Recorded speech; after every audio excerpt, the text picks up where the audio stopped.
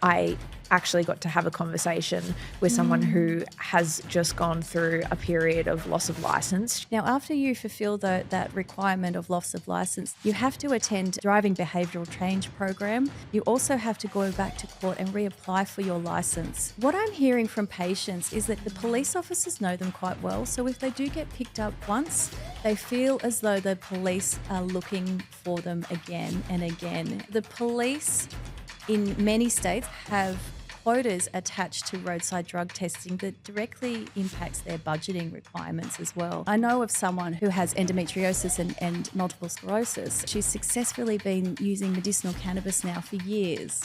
A lot of these countries already do things like sobriety tests and what we would consider a level of impairment testing. They're really not inclined at all to want to do that sort of testing. I was born to be free.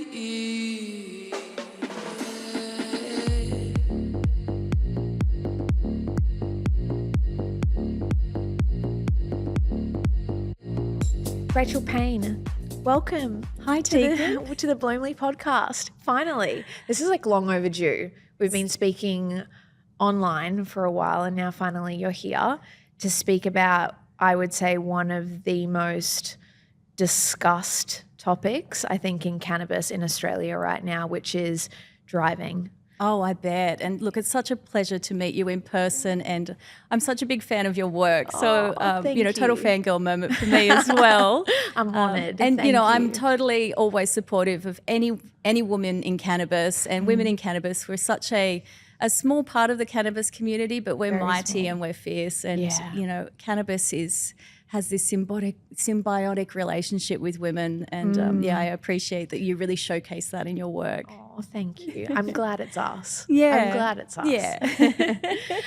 So I think for anyone who is listening, maybe they currently are a patient or maybe they are considering the consumption of cannabis and going down the legal path. And I really want to, dive into what the current laws are that we're facing. Yeah. I know them, you know them, but for everyone listening at home, maybe you can just give a brief overview of, if you are a patient currently, what are the regulations set in place for cannabis consumers? Yeah, so it's a really difficult topic to embrace because it actually doesn't make any sense that a prescribed medication would be treated differently based on the fact it's cannabis compared to other medications, for example.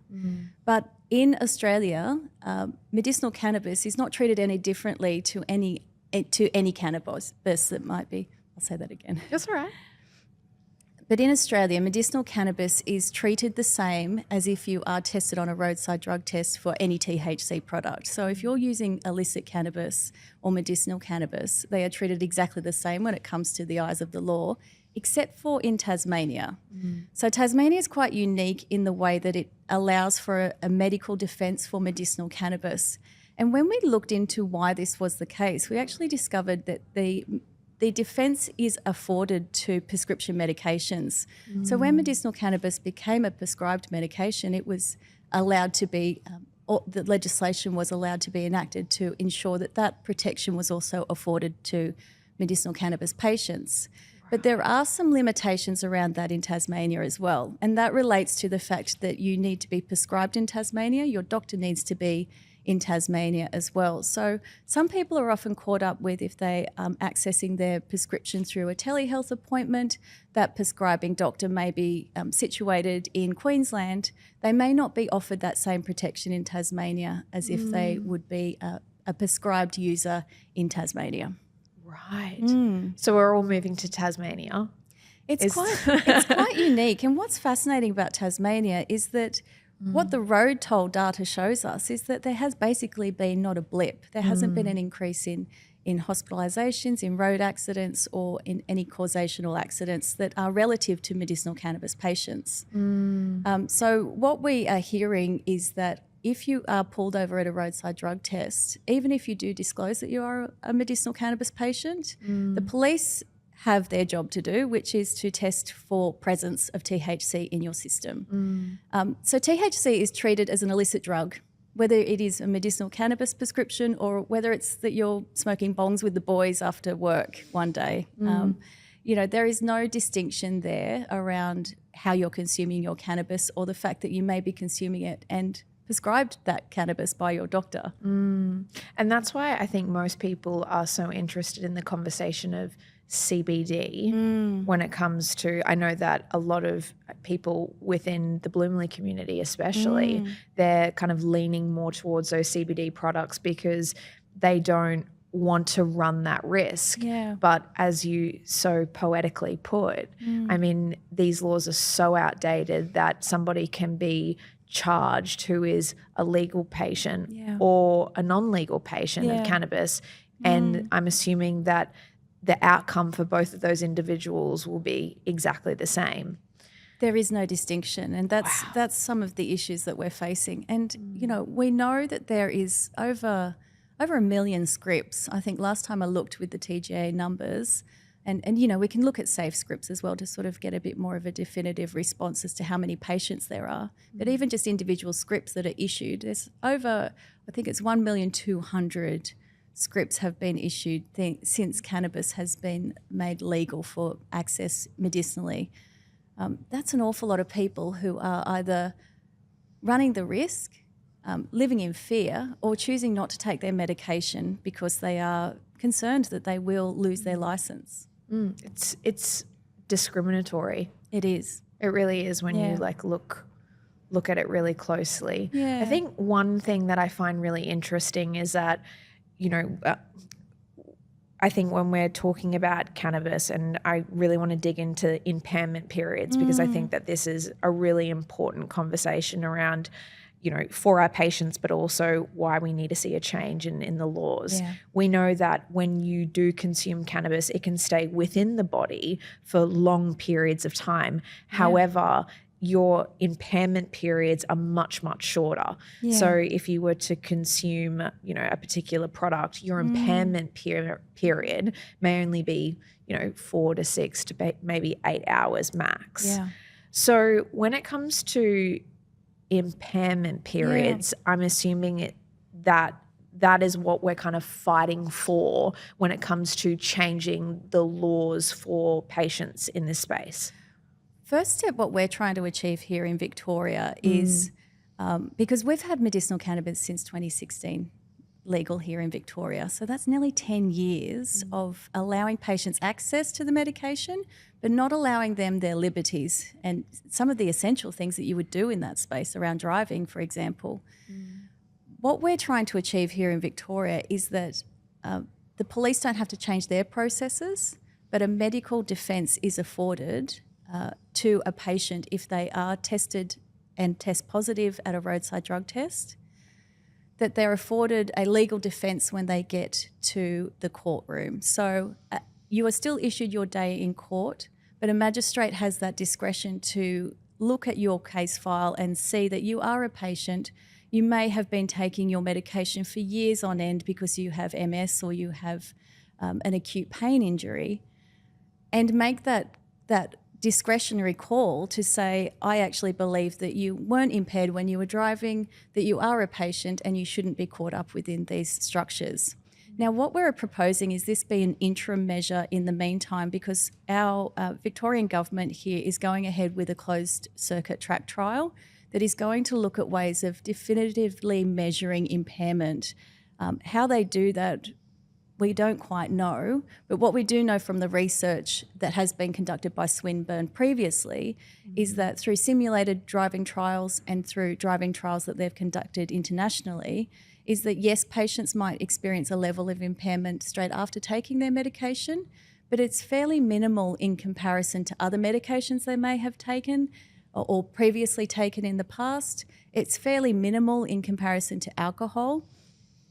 But it also is dependent on that patient, their relationship with how they consume their cannabis, whether it be through inhaling and vaporizing, through to, we talked about pastilles offline and some of the drawn out effects of that. So your doctor is obviously best placed to explain to you if you're first embarking on the journey of taking medication, maybe we don't drive for 2 weeks. Maybe we look at how your body interacts with your medication. Maybe we start at a lower dose and work your way up. But what I'm hearing from patients is that once they're on a regulated dose, they don't need to increase their dose. The effects are ongoing and lasting, comparative to if they were taking, say, benzodiazepines. And I know of someone who is who has endometriosis and multiple sclerosis, and she finds that when she has been prescribed opioids, she has to continue to up that dose, and it can turn into quite a dependency. And the medication stops working. Comparative to she's successfully been using medicinal cannabis now for years and has found that her dosage has not had to change throughout that period of time. Now, she still runs the risk of driving because she is a mum. She has to take her kids to school. She has to go to work. But she would never drive impaired. She would never run the risk of taking her children to school if she did feel any sort of level of impairment. And that is a relationship that she's developed with her doctor in working out what medication works best for her, but also how best to interact with that and when best to take it, usually at night, to make sure that you're not impaired when you wake up. You have a good night's sleep. And, you know, I know that we're waking up refreshed. You are waking up refreshed. And Yeah. I mean, I find it quite interesting because I took my medication this morning, which I take as CBD full spectrum. It's a Tasmanian brand. It is grown in Tasmania. It is organic. But I looked at the packaging a little bit in a bit more detail today, and it did actually say that there are trace elements of THC. And that's what we have to remember with these roadside drug tests, is that they are just picking up trace elements. They're not measuring impairment. They're not measuring how much THC is in fact in your system or when you may have consumed THC. And we know that every body, physical body, is different and processes THC differently. Yeah, it's true. So when you're a part of a roadside test, I'm assuming it's a saliva take that they do, and then if the traces of THC is positive, then they run a blood test. That's right. Okay, yeah. right. So specifically in Victoria, we only test here for THC, methamphetamine and MDMA. Comparative to New South Wales, who tests for THC, methamphetamine, MDMA and cocaine. Right. None of the testing actually looks at opioids, other far worse or more impairing medications such as benzodiazepines. And we know that there's an overprescribing of these products. And we know the impact that can have on people's abilities. It's crazy. It is crazy. It's actually crazy when you think about the fact that someone is legally allowed to drive on opioids. Yes. There's no risk whatsoever. Yeah. Yet with cannabis, which is legally prescribed, there's so much red tape. So much red tape. Yeah. And we're talking to a lot of different patients here who have gone through that process of being tested at a roadside drug test. And their experience is that they do try and have that conversation with the police officer, who often comes back with the response, well, we're not here to test whether you're impaired or if you are a patient. We're here to test presence and we're just doing our job, which I can totally appreciate. But I think we must have to get to a place where we can recognise that that discretion should be allowed, and what we're sort of saying is that discretion should be allowed in the interim until sort of better legislation can be enacted based on more rigorous testing, that there should be that discretion allowed for people who are patients and in front of a judge. And the magistrate has a very well-versed understanding of if someone is presenting that has tested positive on a roadside drug test for meth, for example, compared to someone who's tested positive on a roadside drug test for THC but is a patient and is using that because it actually makes their driving abilities much better, for example, if they were suffering with pain and managing that. There's so much I want to unpack in what you've just said, but there's one question that I know that I definitely want to ask, which is, and funnily enough, I was actually at a meeting yesterday and I actually got to have a conversation with someone who has just gone through a period of loss of license due to having, they're a medicinal cannabis patient, but they had THC in their system and they lost their license for, I believe, 12 months. Yes. And through the process of that, they also have had to take a drug, it's like a course, it's like a rehabilitation course drug driving behavioural change program. Yes, that's it. Yes. So I guess what I want to understand, like, what is the process? Because it sounds horrific to actually go through that process. So, I mean, just very briefly, can you give us just an overview of what that looks like? Sure. So from my understanding, and I've only just started to delve into this in more detail by I'm so glad I have you talking here to patients. to tell me, because it's new for me. So if you are tested on a roadside drug test, you test positive to THC, you are issued a court date and you instantly lose your license for 6 months for first offence, and if it's a second offence, it's for 12 months. Now, after you fulfil that requirement of loss of licence, say, for example, first offence, 6 months, you don't automatically receive your licence back. Your licence is actually disqualified. You have to attend, as we discussed earlier, the driving behavioural change program that is a court-ordered program. You also have to go back to court and reapply for your licence. Wow. But then once your licence is issued, if you've done all the right things, paid your fine, had that suspended time, your licence is then issued with a Z condition on the licence. Now, this is where it gets even more weird. So a Z condition on your licence is that you can't have any alcohol in your system if you test at a roadside drug test again.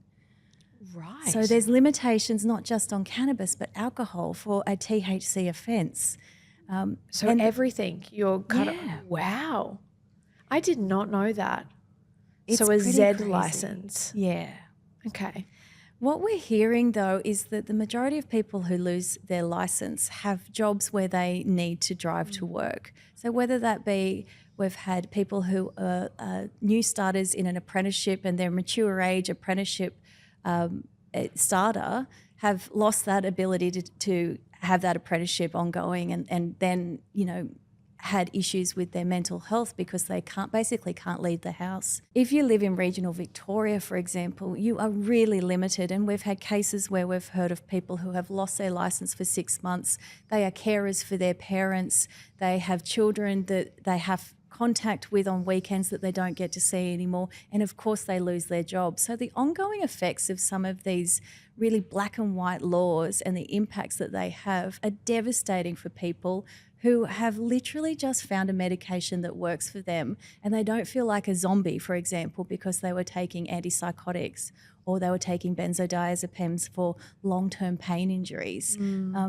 This is just wild that this is the state that we're dealing with. Yeah, and it's interesting because I don't think a lot of people really understand what chronically ill individuals have to go through. I mean, working is hard, walking is hard, everything is hard, right? Yeah. And then to have, that something as major as losing your license, looking over your shoulder constantly and running that risk, it's terrifying. And it's becoming far more common as well that even being prescribed this product, loss of licenses around this, for individuals who are consuming cannabis, it's becoming far more, prevalent at the moment, because we're obviously seeing more people legally accessing cannabis, which is what we want. Yeah, totally. We want people to be accessing cannabis because then we can legitimize it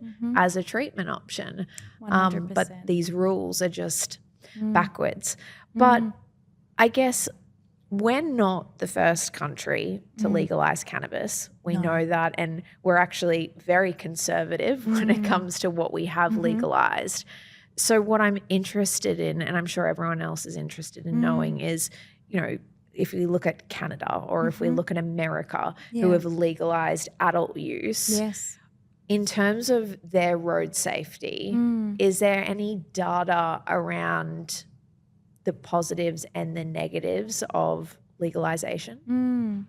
Interestingly, what we have seen, and there's so much data to be consumed in this space, but when you look at even really conservative data like insurance protocols and insurance companies and what they're looking at because of legalisation, they actually discovered that the incidence of road accidents and road tolls either maintained at a steady level or actually declined since legalisation of cannabis. And I know anecdotally, as someone who spent time in countries where there is a legalised market of cannabis, I have had conversations with people at social gatherings where they have said, when I have a drink or two, I think, oh, yeah, no, I'm confident, I'm fine, I'll be right to drive. Comparative to if they, maybe had a vape or had a gummy, they're like, oh, no, they're overly cautious and they're very much pragmatic in their decision making and a bit more conservative in their approach. But in saying that, a lot of these countries already do things like sobriety tests and what we would consider a level of impairment testing, where they ask you to walk in a straight line, touch your nose, touch your toes, say a few things backwards and forwards for them, and actually engage with a person on that level to look at their ability and their responsiveness before they would even consider doing a swab test to see if they had any drugs in their system. So we actually have a different approach here, whereas we do a lick test, or a licky stick test as some people like to call it. And we do, I think in Victoria last year it was 150,000 tests. Wow. Compared to only 107 impairment tests more broadly. And I mentioned some of the drugs that we do test for here in Australia. What happens if someone's presenting, they're clearly impaired at a roadside drug test, but they don't test positive to any of these drugs that you've tested? Do we test again? Well, they probably do. And we know that the police testing is, I think there's a 1 in 4 to 1 in 5 chance that it's a false positive or a false negative. So the testing itself isn't that great. But we're also hearing reports that a lot of the police officers who are tasked with the roadside drug testing aren't actually fully skilled in roadside impairment testing. So they then have to have a specialist team come out and do your bloods, look at your abilities and take you back to the station. And that can be a whole wraparound effect of different police officers being involved, but also a turnaround time of about 6 hours while that person is being processed. So they're really not inclined at all to want to do that sort of testing. But looking at some of the international jurisdictions, and I mean, Tasmania ideally would be where I would point to that we should be looking at a legal defence. Not that it is an international jurisdiction, of course, but Tasmania sort of has done it right by just recognising that this is a medication. Your doctor is prescribing this medication. Your doctor is the best person to advise you as to how to consume that medication and when best to drive. Internationally, though, I think that it's something that some countries are grappling with. I know that in Germany they've sort of looked at ways of measuring definite amounts of THC within your system. But again, does that measure levels of impairment? I would argue not at all. Someone who consumes THC every day for, say, epilepsy or multiple sclerosis would probably have quite a high reading of THC. Women and men process THC differently. If you exercise, you process THC differently. So there's so many variables that would have to be case by case. And to measure it as a certain level in your blood, I don't think gives that exact definitive response that what would be, I'd say, required for, say, alcohol blood readings and things like that. It's really hard with THC, and that's why it's particularly important that we do respect that doctor-patient relationship. Oh, 100%. 100. And I mean, even more important for people to be accessing their cannabis legally currently. I think that, a lot of people are still, we know that in Australia, a lot of people purchase cannabis from the black market. And I think CBD especially, people are purchasing online and you just have no idea what you're buying. And I've spoken about this. Everyone knows that I'm a very big believer in going the legal route when it comes to cannabis because, I think it's important to have just an understanding of the product that you're buying, and you don't really get that when it comes to the black market. Completely. But one thing that you mentioned, I mean, sobriety tests that they do in the US, and it's funny, I actually see those videos on TikTok all the time.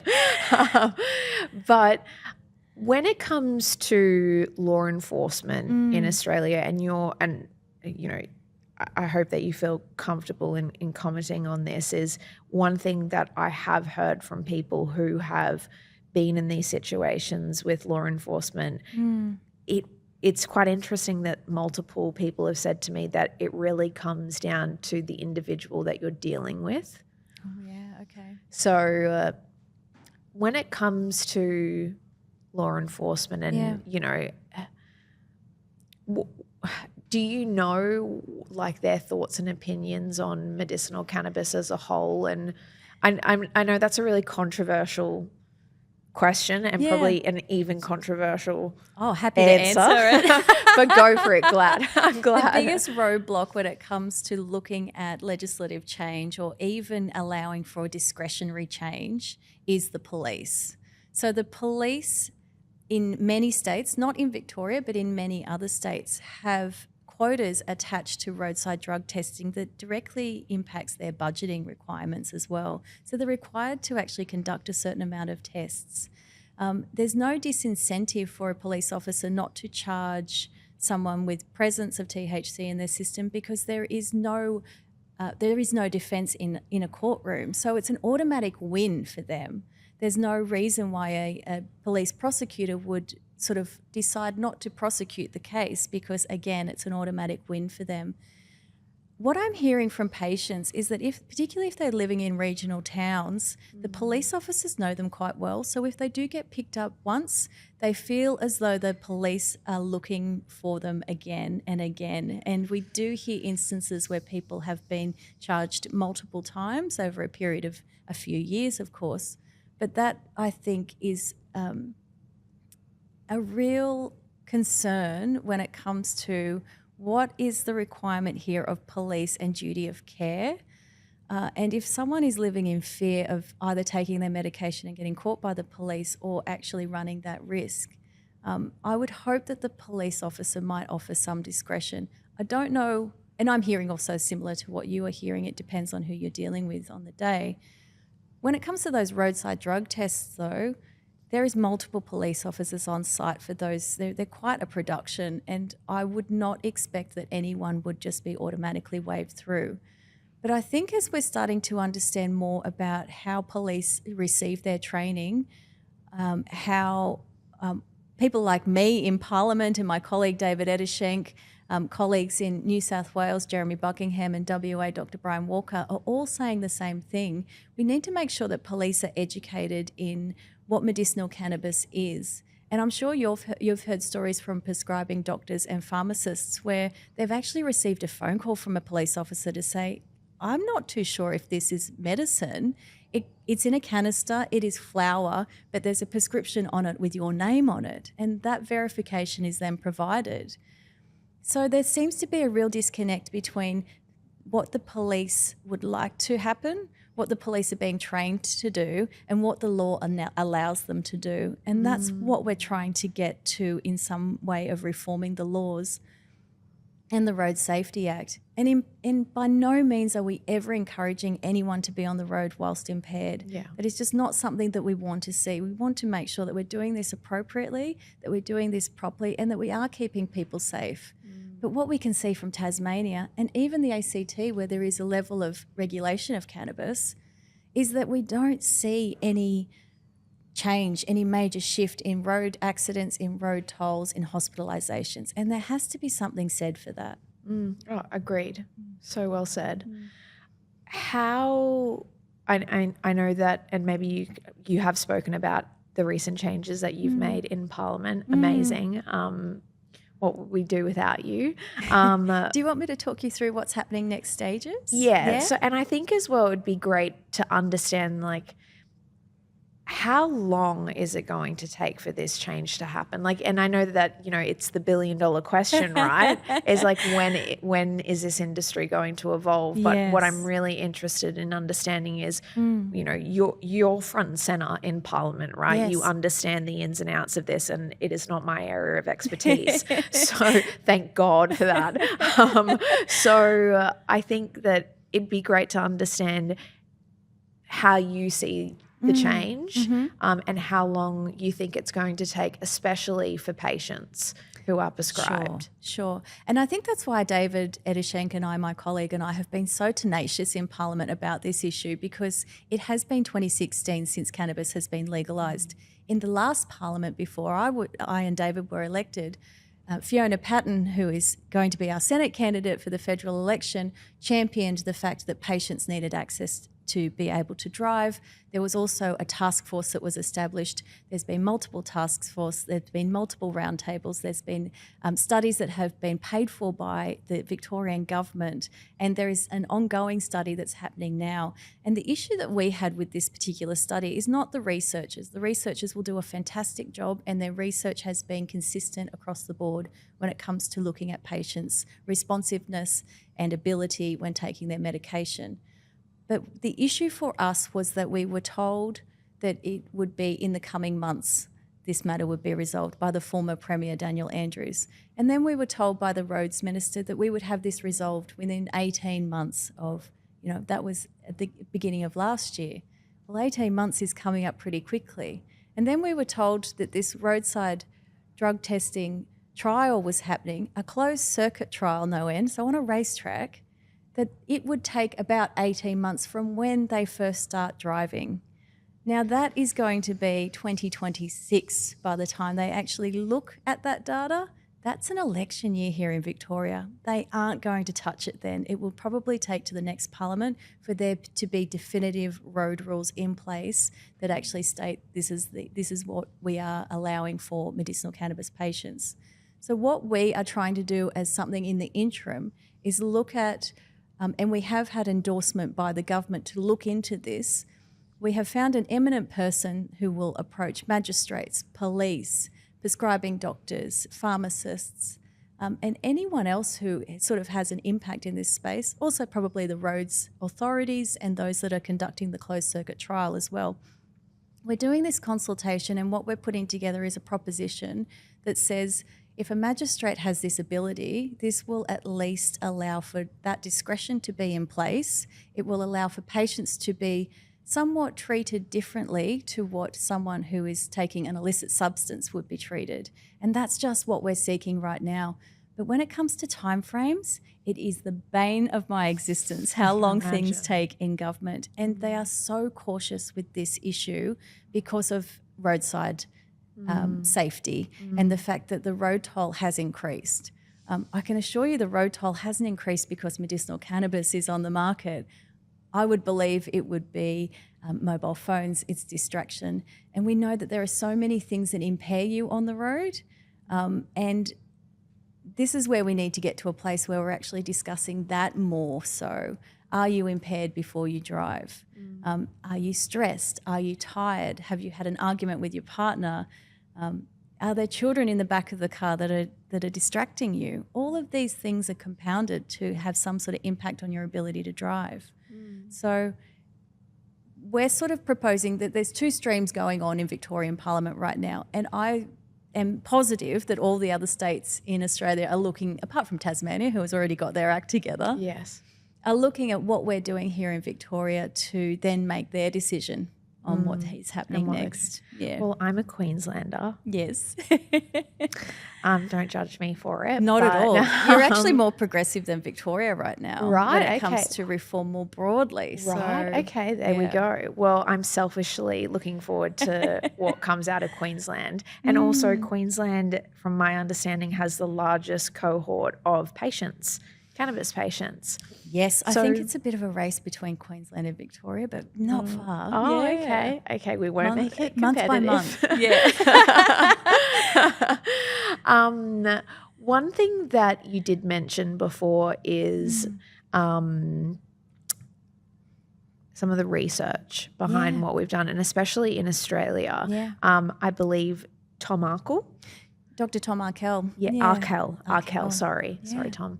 And I know that he has been kind of spearheading the research behind road safety and medicinal cannabis. Can you speak on some of the studies? I know he did some on, I think it was a full spectrum CBD, or maybe they looked into CBD being used on the roads, which was interesting. But if you can speak on that more broadly, that would be great. Wonderful. And I hope that I do Tom justice, because he is an amazing researcher and he is so well versed in this topic. So I will try to do my best to give him the credit he does deserve.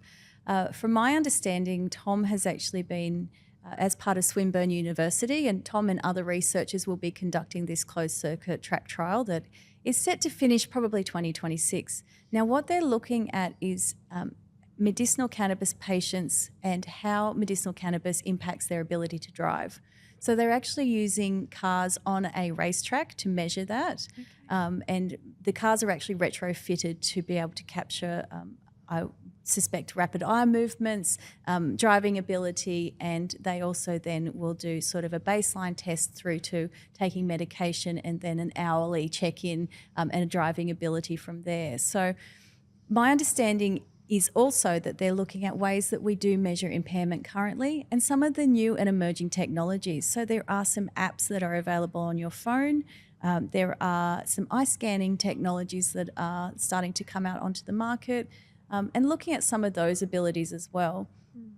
What we've seen from Tom's previous research and part of Swinburne University is that the Victorian government commissioned them to do some simulated driving trials. And I know quite a few of the patients who are involved in those trials. And what it found is that when a patient takes their medication as prescribed, their driving ability is fairly negligible comparative to when they haven't taken their medication. So it has little to no impact on their driving ability once they're in that safe window to drive. Now, depending on how you consume your cannabis or what dosage you take, and we know that everyone is different, whether it be CBD, CBD THC through to THC of a higher level, that those impacts would be different and variant, and your doctor would be best to prescribe that to you and discuss with you when you're safe to drive. Lambert Institute is also a really interesting one that has looked at different ways of measuring impairment based on how long it has been since you've taken your medication. So, and their definitive response was, say, if you're inhaling your medication, say 2 to 4 hours, by 4 hours you're pretty much back to normal, or what they would say is a 0.02, similar to a 0.02 BAC. If you are consuming an edible, for example, they would at least allow for a window of at least 8 hours after consumption. So again, it's a varying level, and the research is all pretty definitive across the board, and that's why we are confident in this driving trial actually allowing for there to be that similar or same response, is that there is a window there that you may be impaired, but after that window you're no longer impaired.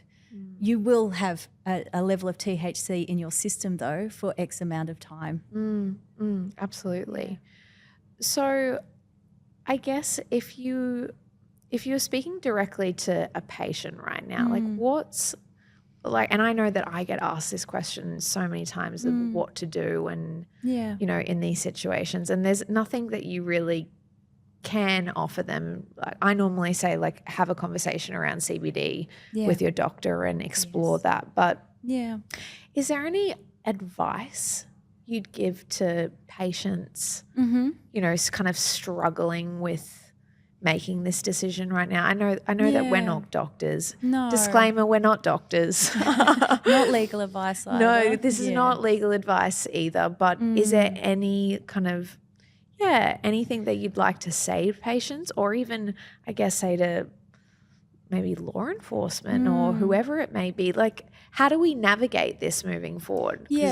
I mean, I guess to patients I say, look, I'm a patient too. I'm in the same boat as you, and I do constantly consider in my judgment every day at what time do I have ability to drive. It is not something that I would never put myself in the position where I was driving impaired. It's just something that I know no patient would do. But what I would say is the best advice I have always been given is to start low and go slow. And often it is working out what medication best suits you and what variety. For example, if you're using a different strain of flower, what strain of flower is best for you and your needs, and your doctor is well placed to discuss that with you, as well as your pharmacists. And pharmacists are a great resource by way of understanding some of the legalities that you're working with, but also when best to take your medication, how best to consume a medication, And often it's, particularly with cannabis, it's a bit of a trial and error as to what works for you. So, look, I can't really give a secure response. That's great advice. That was really I good. would love to be able to say to patients, look, we are getting there. And I do believe that we are getting there. And the majority of my colleagues, no matter what side of politics these members of parliament are from, generally support what we are doing and what we are saying. It's just really hard to find that definitive answer of and nailing that as to what impairment is and how it impacts, because there is no definitive answer. We actually have to trust patients, like we do who take any other medication, that they will make that judgment call, and their advice provided by their doctor will allow them to make that judgment call. Yeah, absolutely. I have heard a hot tip once before. Oh, yeah. That you should gargle mouthwash. Oh, yeah. Before driving, like if you're taking tinctures Yeah. or so. Again, that's not advice, but No. I've heard that Yes. is a good thing to do just before getting into the car, clearing the palate, cleansing it. Yeah. I mean, look, I take a oral fluid for CBD, and sometimes if I'm like, my brain works very fast all the time. So I will have a flower of THC upon occasion, particularly if I'm suffering with period pain as well. It's the only thing that provides me with relief. But I've also heard that a lot of people take capsules, and a capsule won't show up in a roadside drug test. It shouldn't, because it's not saliva based. Yeah. So, but a THC drop or a CBD drop with THC trace elements in it probably would show up on a roadside swab test. I've heard of people who have consumed a vape and the next day not tested positive at all, whereas someone who consumed a joint 3 days ago actually tested positive after it was nearly 3.5 days later. Right. So Wow. it's just, there's no rhyme or reason to it. The best thing you can do is actually listen to your doctor, and when we've delved a little bit into what the police advice is, and when they're sort of taking people off the road and saying you can't drive, they keep coming back with this figure of 12 hours. And I'd love to know where they get this figure from, because I haven't seen it anywhere else apart from, looking at maybe if you've consumed edibles, 12 hours would be very much a safe level. Most data I have seen has been, say, 4 to 6 hours to up to 8 hours. And most people take their medication at night. So if you are taking your medication at night, you're having a good night's sleep, you are fine the next day. But you may have that trace element still in your system. Oh, absolutely. Yeah, pastels, absolutely 12 hours. I can understand that. But most of the time, as you said, 4 to 6 hours. Yeah. And I think you've raised a really important point as well. It's also really dependent on your delivery method, Yes. which makes me so excited when it comes to these really novel delivery methods like suppositories, as an example. Yes. Great for endometriosis. Amazing results for endo. Anecdotally, I should say. But Yeah. I feel like we've covered so much. There is one question that I'm really selfishly wanting to ask you. Please. And I didn't tell, this wasn't on the list of questions that we discussed. So I'm just like throwing you in the deep end. Yeah. Because you're in politics, the $1 billion question. What do you think about adult use, and do you think it will ever happen in Australia for us? I think we're all wanting to know the answer. Oh, of course. Look, we're going to hit 100 years of failed drug policy very soon, and I don't want to see us get to that point where we're still locking up. In Victoria, we're still arresting and persecuting people for personal use. I think it depends on what each state is going to do, and it's really complex here in Australia because we do have, our taxation system is federal. So regulation will most definitely be enacted through the states. However, federal legislation will also have to be complementary to look at how you would tax a regulated model. I think the ACT, and this is sort of something that I'm championing at the moment, is that what the ACT has done is allowed for there to be no more criminalisation for personal use. And we have seen since 2020, when the ACT, and I think they're classing it as decriminalisation, but essentially it's a level of legalisation, because you're allowed to grow a certain amount of plants at home, you're allowed to have small quantities on you. The majority of people I speak to who do grow their own are growing it because they care for someone, and they're supplying that to someone who is, unwell, is maybe, at the end of their life, things like that. So I don't want to see people criminalised who are our most vulnerable in the communities. The $1 million question, it's still a $1 million question. I'd say it's a few billion dollars. A $1 billion question. Well, if you could put a time frame on it? Yeah. Adult use becoming legal in Australia, what's your number?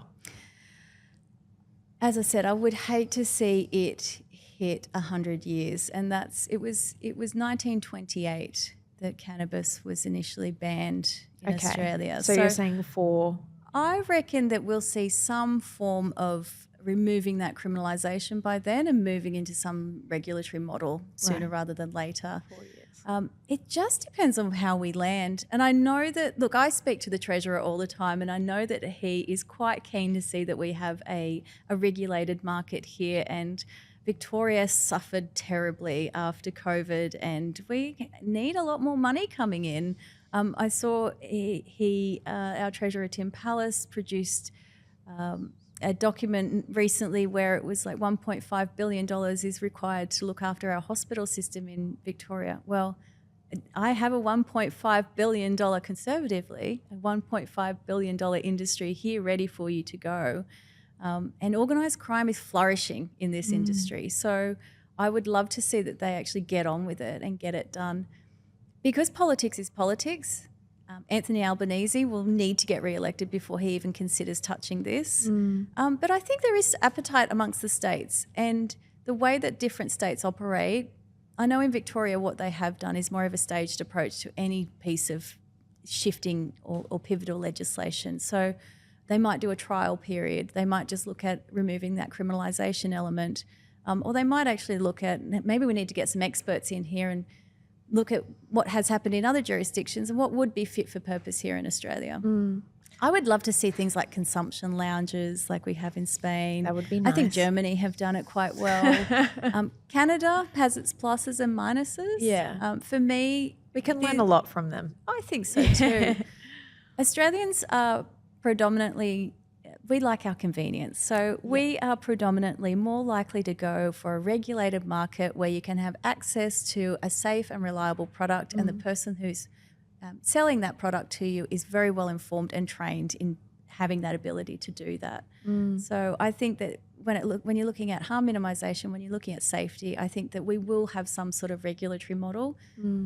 From now, I would say within, say, 7 to 10 years. But that is, I think, a bit of a stretch. It could happen awfully quickly. Okay. I'd like to see it happen quickly. Fingers crossed. Yeah. I'm only in Parliament, for another few more years. So we're trying our hardest to get movement. Fingers crossed. Yeah. Well, thank you so much for coming to the pod. And on behalf of, I think, Victoria and every patient listening to this right now, thank you for everything that you're doing and all the hard work. It's not unseen or unnoticed, and thank you. I really appreciate it. Oh, I appreciate you saying so, and I think we all need to stick together and support one another through this. That's the most important thing. Absolutely. We are a community that is tight and resilient, so we will continue to be so. We'll get there. Yeah. Thank you. Pleasure.